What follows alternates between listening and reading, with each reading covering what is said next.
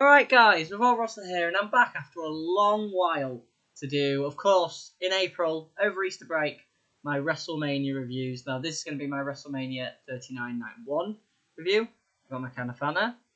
Ready? Need that. I'm very tired. I'm still very tired. It started over here in the UK at 1 a.m. And did not finish till just before 5. So, long show. Do I prefer the 2-night WrestleManias? Probably. The 2-hour pre-shows are a killer though. I just do other things though, which gets me into what I just want to talk about a little bit briefly. First, the Resident Evil 4 remake that released last weekend, last Friday actually. I finished it over the course of the week in my evenings. Absolutely love it. It is a goat. It proves Resident Evil 4 is very much still the goat. It improves on Leon, it improves on Ashley, it improves on Luis.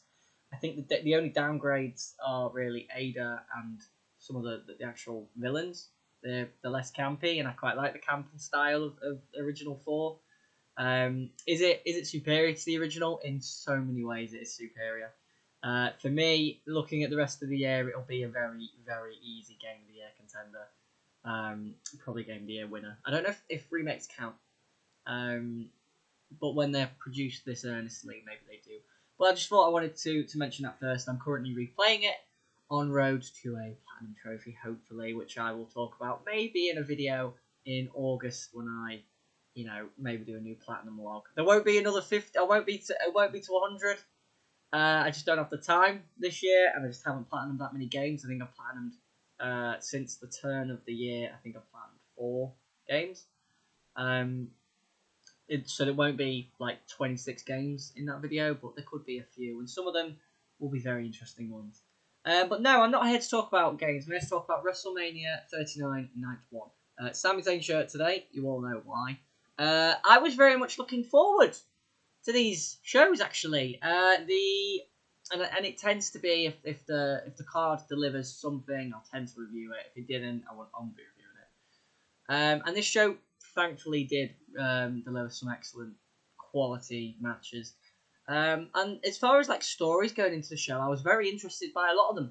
I think the build to Dominik Mysterio and Rey Mysterio has been very good. Rey Mysterio is one of my favourites of all time. So having him be inducted into Hall of Fame was just lovely. And having him have a match against his son must mean a lot to him, especially at WrestleMania. The build for Charlotte and Rhea been pretty good. The build for Owens and Zayn and the Usos has been absolutely fantastic. One of the best stories we've done in a very long time. Probably since like the great NXT stories of like Ciampa and Gargano, really. Just long-term stories, making it stretch. It's a shame that Sami couldn't be in the world title match, but that is a spot reserved for someone else, which we'll talk about on tomorrow night's review, which I will hopefully get up earlier than this one. I apologise. I'm a very tired boy. But no, I guess we should just get into the show. I was excited for the show, so whereas with previous WrestleMania, I probably haven't been as excited as I was. And I think the night 1 on this show probably had higher quality matches that I was looking forward to than night 2, but night 2 will have Cody and Roman, which I am very much looking forward to. And in a weird kind of probably masochistic way, I am looking forward to Omos and Brock Lesnar because I have no idea what's going to happen. But no, I should get into the show. So the show kicked off. There was no matches in the pre-show. I also don't watch the pre-show. The show kicked off with. Well, I watched the last 5 minutes. The show kicked off with Miz and Snoop Dogg, the hosts of WrestleMania, in the ring, and they contributed nothing of note. And then we had our opening contest, the United States Championship. Austin Theory defending against John Cena. A generational match, you could call this. Austin Theory, I believe, is nearly half John Cena's age. So the stories of Austin Theory being a big John Cena fan, absolutely probably true. Can't see why there wouldn't be. I was looking forward to this match quite a lot. I think John Cena is great, and I think Austin Theory can have very, very good matches when paired with the right opponent. And John Cena at WrestleMania sounds like the right opponent. This match, though, unfortunately kind of underwhelmed me. Cena's entrance, I should talk about first. He had a bunch of Make-A-Wish kids out there giving him high fives. He's a wonderful man.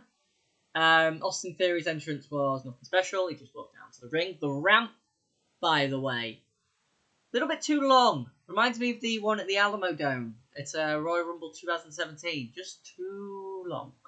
So the match they actually had, as I just said, kind of underwhelmed me. It went about 11 minutes, and Theory took control of Cena. Cena was being like his old hustle, loyalty, respect, honest self, and then Theory took advantage. Hit a suplex, Cena hit a fisherman suplex, and they did moves, but there wasn't much of a structure to the match. It felt very odd. It was just like move, Theory would do a turn, move, Cena would do a turn. It was very weirdly put together, and there wasn't any spectacular moments in the match. Cena locked in an SDF very early on, which Theory escaped.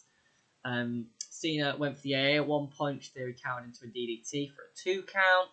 There wasn't a lot of near falls either. Like, Cena never hit an AA. I feel like this is the first WrestleMania in a long time he's not hit an attitude adjustment. And in the end, he went for an AA, and the referee got knocked down.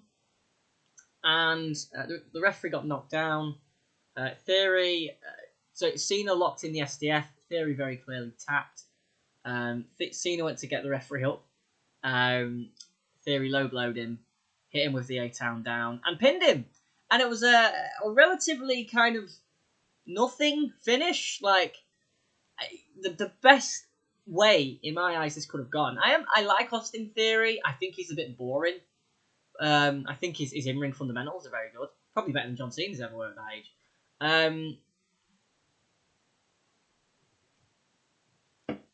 I think I needed more of a spectacular finish to the opener of this show. It's a very weird choice to have this as the opener with a heel going over again.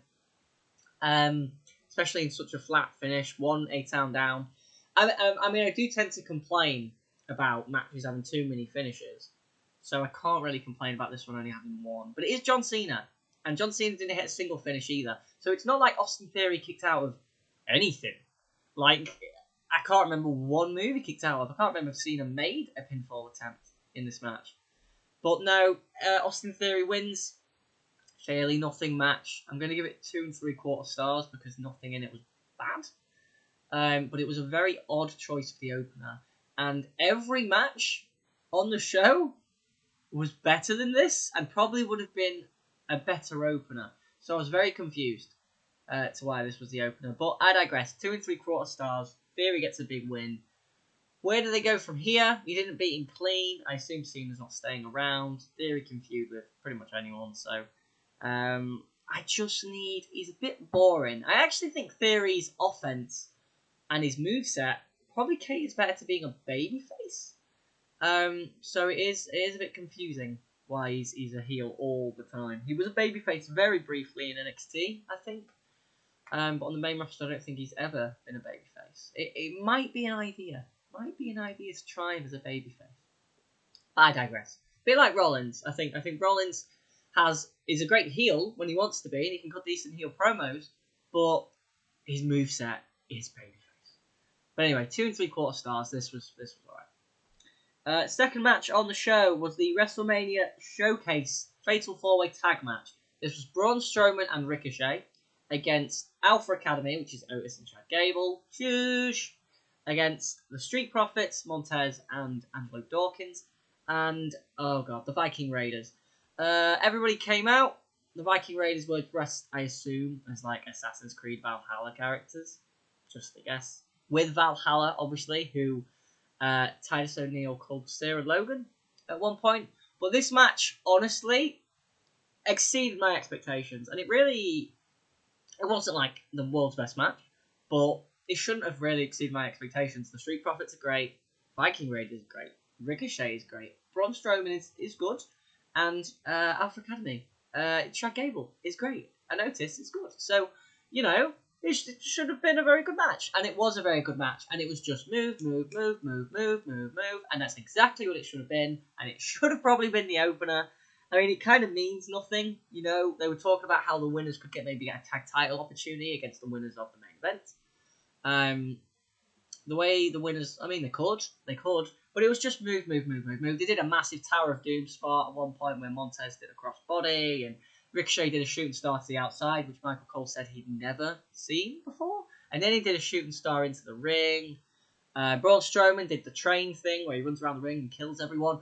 Chad Gable, in easily the best moment of the match, did a Chaos Theory suplex, a rolling German to Braun Strowman. That was awesome. Otis did a World's Strongest Slam. Dawkins, while Strowman was doing the little run around, train around the ring, just absolutely pounced Braun Strowman. That was his spot of the match. And then the Viking Raiders did less. I mean, they did hit a massive double powerbomb at one point and kind of cleared the ring. But, you know, everybody got something in. Everybody got something in, and that was important. It's a WrestleMania Showcase match, and it did feel like a showcase match for the tag division, so kudos. In the end, Ricochet did a shooting star press onto Angelo Dawkins. Dawkins got the knees up, held Ricochet on his knees. Montez did a frog splash to the back of Ricochet and pinned Ricochet. So the Street Profits win. They have a pretty good Mania record. I think they've won both of their Mania matches. They might have won the one at 36. Yeah, I think they did. Against Angel Garza and Austin Theory, I believe. Yeah, I think so. But or maybe it was Andrade. But yeah, so Street Profits win, surely in line for a tag title match. That's absolutely fine by me. This match was very fun, really rewatchable. 8 minutes absolutely flew by. I was a bit surprised the Street Profits won. I assumed it would be the Viking Raiders or the Viking. They are called the Viking Raiders, aren't they? They're not Blue Viking Experience anymore. They should just be War Machine. Just be War Machine. Yeah, I thought the Viking Raiders or Braun Strowman and Ricochet were the ones to win, but no, apparently not. It was the Street Profits. That's fine with me because I love Montez, and Angelo Dawkins is pretty good. So 3.5 stars, I will give that. Very good little match. Next match on the show, I have to check my notes. Oh gosh, oh no, I've lost everything. No, the next match on the show was Seth Rollins. Not Seth freaking Rollins. Oh gosh, my camera. This laptop's camera is actually worse than my old laptop's camera. Seth freaking Rollins. Let me check the time. All is good. Seth freaking Rollins against Logan Paul. The build for this has been pretty good. I think of all the opponents you could give Logan Paul in what I believe is going to be his last WWE match, Seth is a really good choice. Logan Paul's, as much as I can dislike the actual person, his first year in WWE has been monumentally excellent. He had a pretty good match at last year's Mania, he had a really good match for The Miz at SummerSlam, he had an absolutely brilliant match with Roman Reigns, and then at the Rumble he was pretty good. So, you know, this as a way to go out against an opponent like Rollins, very easy feud to build. People don't like Logan Paul, making the heel. Rollins is a babyface trying to defend the company. Easy peasy stuff. And the match, as expected, was great. Logan Paul is a natural at this. Seth Rollins is great, as he usually is. Logan Paul did some some Free Amigos and just mocked Seth. You know, it was great back and forth. And he used his right hand, the one with the screw in, and punched Seth in the ribs, and Seth blocked his face, which was a good spot. And then just went to work and hit an excellent drop kick. And he did a standing moonsault onto Seth. Logan Paul's got a great moveset as well, which is important. I don't really know what his finish is unless it is that punch. I suppose, you know. But it all kind of built to Seth getting a comeback. He hit a bunch of big moves, frog splashes and all the lark. Logan got a near fall off of a frog splash at one point. Oh no, he hit a GTS. So he hit a GTS of all moves. Then hit an absolutely fantastic frog splash for a near fall. Then they were outside of the ring. And Logan Paul had brought down to the ring with him a Prime Energy Drink mascot. And I was wondering, I knew they'd come into play, but I was wondering who it was. I just assumed it would be another wrestler. But it wasn't. The Prime Energy Drink mascot was unmasked, and it was KSI. His first WWE appearance. He basically laid Seth on the table. Only half of his body was on the table, though, so you could very clearly see that Seth was going to get off the table. He laid Seth on the table and had like a phone, like videoing Seth, and Logan was going to frog splash him through the table. At the last second, Seth pulled KSI onto the table, dodged off. Logan Paul frog splashed KSI through the announce table. Seth rolled him in the ring, hit a pedigree for a near fall. A very good near fall. I just assumed that would be the finish. But in the end, Logan got too cocky, a couple of super kicks, and a stomp from Rollins to finish Logan Paul 1-2-3. I thought this match was great. I thought this was the first really great match on the show. I gave it 4 stars. Really good match. Really good outing from Rollins. Really good outing from Logan Paul. And KSI took that frog splash through the announce table like a champ. He did have a massive cushion. His suit was like massive, so it would be like a massive cushion, but still he took the spot. No questions asked. 4 stars, a great match. Logan Paul has a very good WWE resume. And if this is the last match, good way to go out. So, 4 stars, great match. 4th match on the show. Totally forgot about this one, actually. 4th match was like the generational women's match, I think they were referring to it as Damage Control, which is Bayley, Io Sky, which she's just Io Shirai, and Dakota Kai took on the WWE Women's Champions Becky Lynch and Lita, and Trish Stratus. Trish Stratus is one of my favourite women's wrestlers of all time, so this was kind of cool. But I have seen her break her retirement one too many times now, and it does kind of worry me. Like, I've kind of seen it a few too many times. 2011 WrestleMania, 2019 against Charlotte. Kind of done with the Trish Stratus thing. I've seen her in a couple of Rumbles as well, so kind of done with it. Like, let's move on and kind of give some of the other women a chance, maybe. But I do love Trish. I do love Lita. And this match overall was maybe the most forgettable match outside of the opener, but it was still good. The heels worked over Becky, they worked over Lita, they worked over Trish, and basically it just built to a finish. Lita hit a Lita Salt, Trish hit a Stratisfaction, she also hit the Chick Kick. Lita hit a Twist of Fate on Io Sky, I believe. Io Sky did a moonsault to the outside, which was really cool.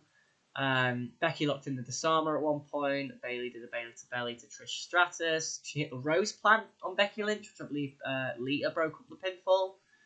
I think Dakota Kai probably got the least of anyone in this match, which is a bit of a shame. I really like Dakota Kai. But I digress. The finish came when Lita and Trish took out Io and Dakota, and Becky hit a manhandle slam from the middle rope onto Bayley and pinned her. So, of course, the man and the 2 Hall of Famers win this match. Obvious outcome is obvious, but the match was still good. I'm going to give it 3 stars. A bit of a step down from the last 2 matches, but still a good match, and nobody was out of place or anything. 5th match on the show. Probably the match, in all honesty, I was most looking forward to. Rey Mysterio versus Dominik Mysterio. Feud has been excellent. Dominik is such a good heel. You can say whatever you want about the guy's in-ring ability, but he is such a natural, brilliant heel. I don't know where he will go after this match, but he might be in with a shot for a mid-card title, or even go for a world title. You know, depends on what happens with Judgment Day, I guess. But yeah, Dominik has been wonderful in this feud. This feud is long-term booking. Rey constantly saying, I'm not going to fight you, I'm not going to fight you. He had a logical reason for actually accepting the fight when Dominik told Angie Mysterio to shut up. You know, Aaliyah and Angie have played their parts in this feud and have done absolutely fine. And I was looking forward to this. And they both had special entrances. Dom came out in like a prison van with handcuffs on and police officers walking into the ring. Guy honestly looked like a star. Really did look like a star. And Rey got an entrance in a lowrider in one of Eddie's Snoop Dogg's lowrider, but kind of paying homage to Eddie Guerrero. He had Viva La Razza music playing briefly. And then he had his own music. His outfit was red and yellow, so I believe it was probably inspired by Shazam. As you know, his main outfits are usually inspired by the film. I believe at 27 he did Captain America. At WrestleMania 19 he did Daredevil. And at WrestleMania 26 he did... Oh no, he did Joker at WrestleMania 25. But yeah. So the match they had was pretty good. Rey is great. Rey did head scissors and DDTs and stuff to Dom, and Dom just mocked him, and kept going out and mocking Angie and Aaliyah and telling them about the deadbeat dad. At one point, he grabbed Aaliyah's drink, threw it in her face. She tried to get over the barricade. Ray said, no, get back, and pushed her back over the barricade, and then Dom attacked him from behind. Guy's a great heel. He pushed Ray into the ring post at one point, and then Ray got his own back when he flung Dom into the ring post much later. Sorry, phone just went off. When he threw Dom into the ring post much later. The Judgment Day came out, Damian Priest and Finn Balor, and they were just, distracting the referee and helping and Dom out. Dominik, I believe, got a near fall off a frog splash. He hit a 619 at one stage. And it all kind of built to Dominik getting his comeuppance. And he very much did. Well, Angie Mysterio slapped Dom at one point as well. Which is when Ray got back into the match. But it all was about Dom getting his comeuppance. And he needed his comeuppance in this feud. Ray would look like such a fool if he lost here. So Damian Priest had left a jacket at ringside. Also, I should say that the LWO, which is what Legado del Fantasma are now called, which is Santos Escobar, Joaquin Wilde, and Cruz del Toro, came out and neutralized Damian Priest and Finn Balor and took them out of the equation. But Damian Priest had left his blazer at ringside. Inside the blazer was a chain. Dominik went to unbuckle one of the turnbuckles in the other corner, went and got the chain. Went to punch Ray, but Bad Bunny stole the chain. Bad Bunny, who was at ringside on the Spanish commentary team, ran to the ring, stole the chain from Dominik. Dominik ran into a drop kick into the ropes, a 619, a frog splash, and Rey Mysterio beats his son at WrestleMania. Very good match. Very good match. Rey Mysterio is a all-time great performer, and Dominik here held up his end of the bargain perfectly. He looked like a star as a villain. He looked like a star as a heel. I don't know what they're going to do with him. Genuinely don't, but they don't have a lot of heels on the main roster who can get the heat that he can. I mean, he won't be getting that heat in other feuds because it's not against his dad, it's not against his mum and his sister. But yeah, he's great heel. 3.5 stars. I'm going to give the Rat match. Another 3.5 star match on the show. And Aaliyah and Angie got in the ring after and just celebrated with Ray as Dominik looked very sad as Finn Balor and Damian Priest took him up the ramp. 3.5 stars, though, very good match. And I believe now we're getting into main event territory. Or the main event kind of caliber matches on the show. Well, the first one was the SmackDown Women's Championship matchup as Rhea Ripley, the Royal Rumble winner and record setter in Royal Rumbles for women, took on Charlotte Flair, the Women's Champion record holder. They obviously had a match at WrestleMania 36 in front of no fans, and I thought that match was great. Really liked it. I think the only thing I criticised was Rhea's selling, which was a bit dramatic. But this match here was absolutely fantastic. These women had one of the all-time great women's matches, probably in WWE history, probably at least in the main roster. As far as like a big fight feel, Charlotte is one of the best women on the roster for these things, and Rhea has really got a great resume now. She's had great matches with Charlotte, a great match with Asuka. She's got great matches everywhere. Great matches in NXT with like Shayna Baszler. So this match was brutal. The slaps, the chops, the forearms, the Germans, the Germans these two women were doing, and the throws. Rhea gave Charlotte at one point a German off the top rope, and Charlotte did a flip bump and landed on her face. And then she did the same German standing up, and Charlotte landed just on her nose. She nearly landed on the top of her head. She landed on her nose and busted her nose open. Just brutal stuff. There was nearly a referee bump at 2 occasions. First time was Charlotte nearly hit the referee, Jessica, I believe her name is. And Rhea headbutted her, hit Riptide, Charlotte kicked out. Fantastic near fall. Absolutely believe that as a finish. And then the second time, Rhea nearly hit the referee. Charlotte speared her, and Rhea kicked out. Massively star-making performance this, by the way, for Rhea. Kicking out of stuff like that. Escaping the figure 4. Not ever getting to the figure 8 stage, but avoiding the figure 4. Charlotte did a moonsault to the outside on Rhea. She did a fallaway slam from the top rope on Rhea, I believe. just everything. A natural selection, which Rhea kicked out of. They had a spot where they both hit big boots, which I think they did a double down for. The crowd were chanting, "This is awesome," I believe, after Charlotte kicked out the Riptide. But in the end, Charlotte went up top, I think probably for a Hurricane Rana or something, or a powerbomb top rope, and Rhea countered and hit Riptide from the top rope. 1, 2, 3. Rhea Ripley is the SmackDown Women's Champion.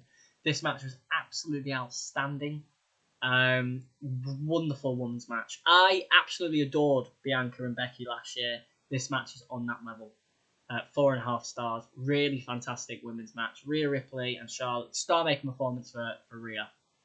She's absolutely wonderful and everybody knows it. And she's so young that they've got her for a decade at least. But star-making performance. And Charlotte Flair, after the match-up, Rhea was standing in the ring with the belt up and she looked up and smiled. And it was like, yes, good.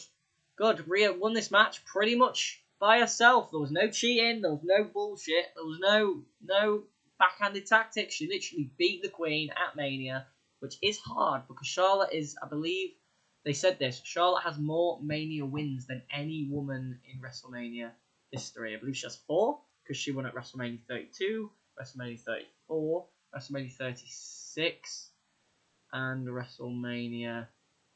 Oh, there's another one. I believe there's another one. 32, 34, 36. Oh, is she at 37? Is she not at 37? Oh, 38, because she beat Ronda. So, yeah. Great match. Absolutely fantastic. Go out your way to see this. 4.5 stars. Easily the best match on the show so far. And, yeah, just super stuff. And then after that, we had our attendance announcement. The Miz and Snoop Dogg came out again, and they announced the attendance was 80,497. And then The Miz said that he had posted for an open challenge on Twitter and Instagram and Facebook and all this stuff, and MySpace and stuff like that. And nobody had answered. And then Snoop Dogg said, well, we've got an opponent. And Pat McAfee came out. And we love Pat McAfee. I specifically love Pat McAfee. He's great. Just a bundle of fun. Didn't come out to Seven Nations Army by the White Stripes, which was a bit sad. So Pat McAfee came out, challenged Miz to a match. They had a 3-minute match. Pat McAfee won with a punt. That was about it. I'm not going to rate it. Can't be bothered. It was a match. It was nothing. Pat McAfee's great though. So. And then we moved into the main event of WrestleMania, Night 1. The match that had to be the main event. Look, Rhea and Charlotte, if it was the main event, knowing what I know now, absolutely. Match was outstanding. But KO and Zayn against the Usos needed to be the main event. This needed to set the tone for Night 2 and Roman and Cody. So, Kevin Owens and Sami Zayn versus Jimmy and Jey of the Usos for the for the Unified Tag Team titles. This match, the SmackDown Tag Team titles, by the way, opened WrestleMania last year. This year, they main event. So, fantastic for the Usos. And it also means that a tag team match is main event in WrestleMania for only the second time, I believe. This match between these teams was absolutely phenomenal. One of the best tag team matches, I would argue, in the history of WWE. The emotion of the crowd, the storytelling from these guys. Maybe the action wasn't as good as Rhea and Charlotte, but the storytelling, the battle, the fight from Owens and Zayn and the Usos. Because a lot of this match was just the Usos kicking the ever-loving tar out of Owens and Zayn. So Zayn would get beat up and he would make a hot tag, and Owens would come in and he would get destroyed. And there were so many super kicks. It got tiny bit spammy, but there were so many super kicks, kick-outs from Owens and Zayn, and kick-outs from doubles. They kicked out of a bunch of super kicks at one point. They kicked out of Owens kicked out of a double splash at one point. And then Owens would come in, be a house of fire, hit pop-up power bombs to both men, hit stunners, and Sami would come in and he would fight and battle, and he would a blue thunder bomb for a near fall. I believe it was on the wrong Uso. And the story really was all about Jey and Sami and how they were the two main players in this. At one point, Jey and Jimmy took out Kevin Owens. They gave him a double chokeslam through one of the announce tables, and they just destroyed Sami. Super kick, kick out. Super kick, kick out. He would not die. He He battled and battled. And eventually he'd get tagged to Owens. And I think that's when he came in and hit 2 power bombs on both men and stuff like that. Owens would get double splashed, as I said, at one point. And he would kick out, and he would kick out some super kicks. And Sami kicked out of the 1D, which I believe is the first person to do that. And the Usos just had absolutely nothing left to kind of hit them with. And Sami and Jey were in the ring, and they had a great exchange of moves and counters. And Sami eventually would hit Jey with an explode suplex in the corner, and he would hit a haluva kick, and then he would catch Jey, and he would hit another haluva kick, and he would catch Jey, and then Jimmy would run in the ring, and Owens hit him with a stunner and send him out the ring, and then he would poise himself in the corner one more time, hit Jey with a third haluva kick. 1, 2, 3. Sami Zayn and Kevin Owens are the unified WWE Tag Team Champions in one of the best WWE Tag Team matches I have ever seen. There are some, I think of like Benoit and Angle against Edge and Ray, or I think of like the DIY classics with the Revival. I nearly said FTR. But this was on those levels, really. I'm going to give it... it's hard. Because I think my review is probably giving the impression I don't remember as much of it, but a lot of it was just the Usos destroying Zayn and Owens and using their teamwork ability. But the cohesion in the end and the heart of Kevin Owens and Sami Zayn was the story. They survived the Usos and were able to beat the record-setting greatest modern tag team in WWE history in the main event of Mania. And that was the story. And I think everything adding up, I'm going to give it 5 stars. I think it's the first time I've ever given a Mania match 5 stars. I don't know if it'll be the only time. I think Roman and Cody could be absolutely phenomenal if they play it right.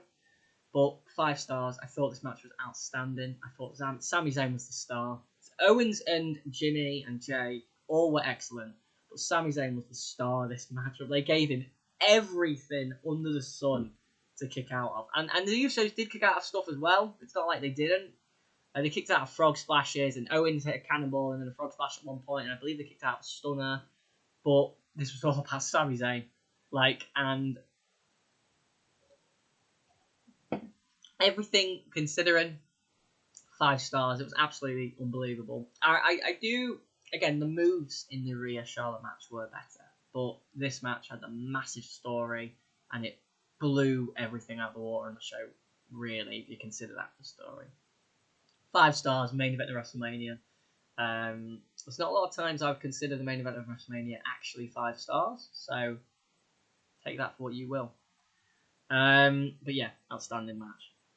So that was WrestleMania Night 1. And in retrospective, the show was pretty excellent. As I said, the last 2 matches were out of this world excellent, and the rest of the show was either decent, like the opener, or great, like the Logan Paul Seth Rollins match, or some very good stuff in the middle with Rey and Dominik and the showcase match. So really fun night of wrestling.